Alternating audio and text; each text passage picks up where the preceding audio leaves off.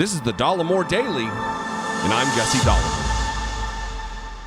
Many of you know, or I hope you know, that I'm not afraid of dissent.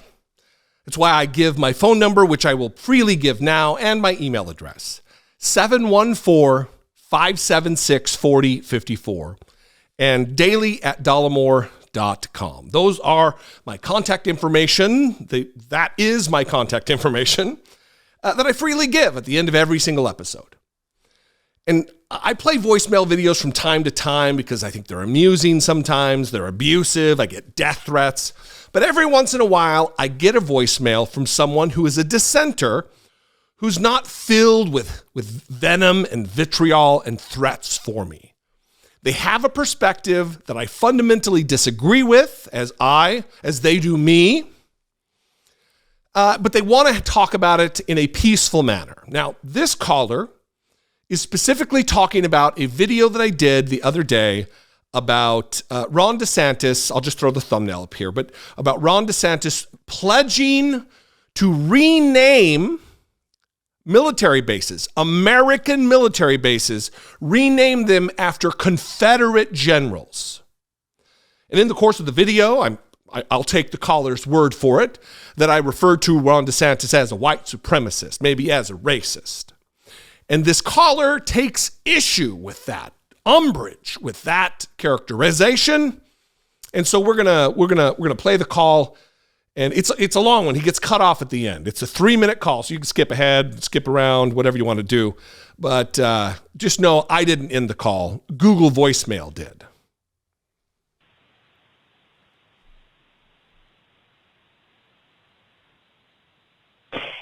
Hey, my name is Jonathan. I recently watched one of your videos talking about how Ron DeSantis is quote-unquote a white supremacist for talking about Fort Bragg. And I just wanted to say, first of all, congratulations on your success for your show. I'm not here to slam you or anything. I would consider myself more conservative. I think that labels are pretty bad. And, if that gives you any stereotype of what everything I believe is just because I said that I align myself more conservatively, then I hope and maybe I could change your mind a little bit. But the whole point of this is I think it's a little bit dangerous to call people all white supremacists just because they might not want to change the name of a fort. Now, I personally agree with you that I think that Fort Bragg probably should be changed. I think that, but my problem is that if you say that everybody who wants that is a Confederate or is a racist because of this, or they're a complete traitor, I just don't think that's accurate. Two things can be true at once. I know people who would probably consider themselves Confederates. I think that's ridiculous, but I know these people aren't racist. I think they're idiots, but I know that they're not racist. And I don't think that they would straight out say that they're Confederates. But the whole point is that two things can be true at once. Somebody could say that they don't want Fort Bragg to be renamed because they feel like it's changing American history and they're annoyed with all the stuff that's happened to statues, and they can simultaneously not be racist.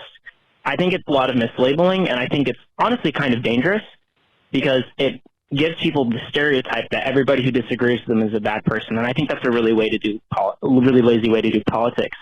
I think it's quite dangerous and it's irresponsible because it makes people believe that their family members could be bad people just because of how they align themselves politically, and I think it's a really bad idea. I think you should decide for yourself whether or not somebody is a bad person, whether or not on what they say. And, from that clip, that one short clip of Ron DeSantis saying that Fort Bragg shouldn't be, or that he would want to change the name back to Fort Bragg, that doesn't make him a white supremacist.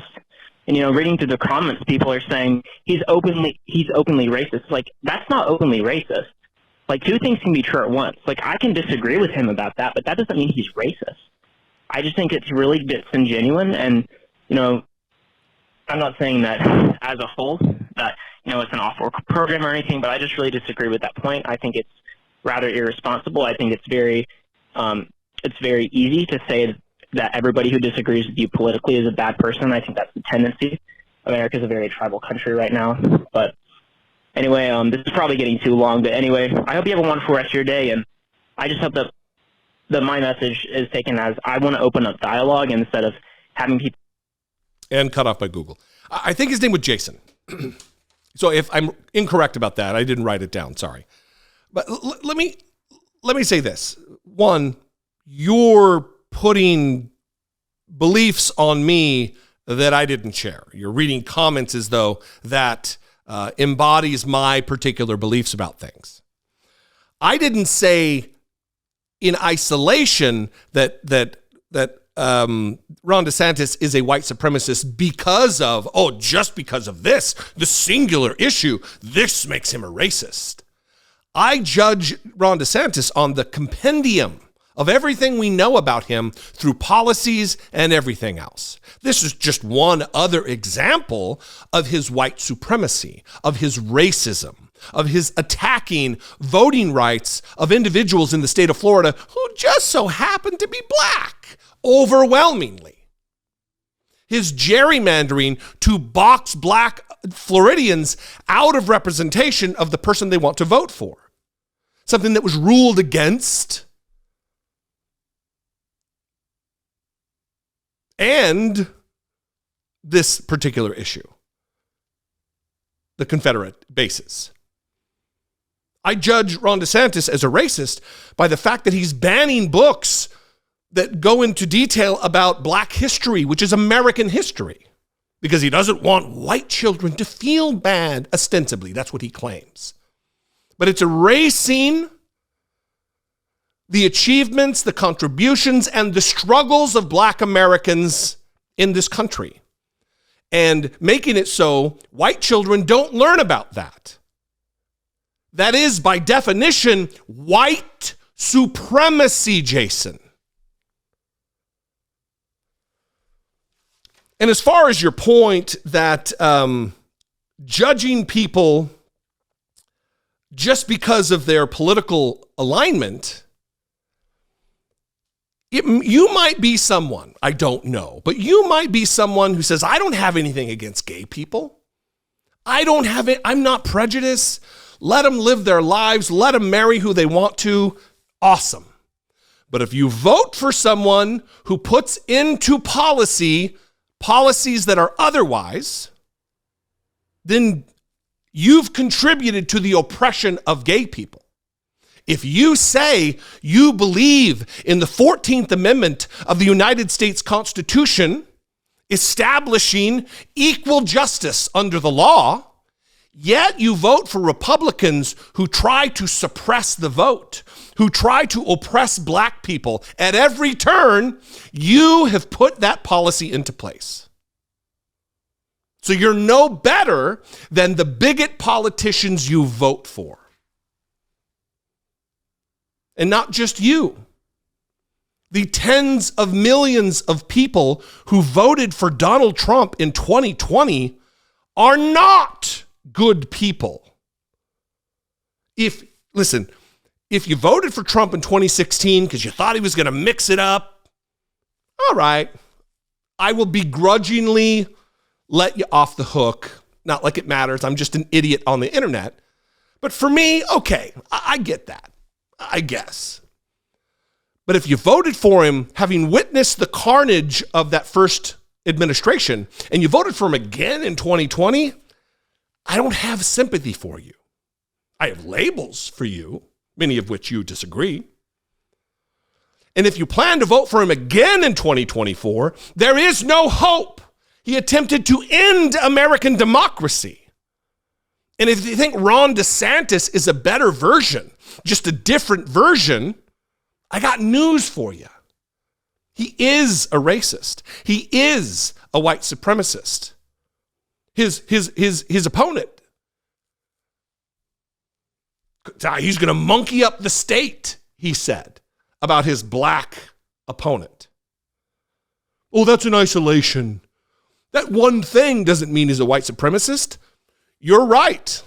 That one thing does not make him a white supremacist. But that, coupled with the Confederate thing, coupled with the assaults on black voting rights, coupled with the gerrymandering, coupled with the erasure of black history being taught in Florida schools, it starts painting a larger picture, does it not, Jason?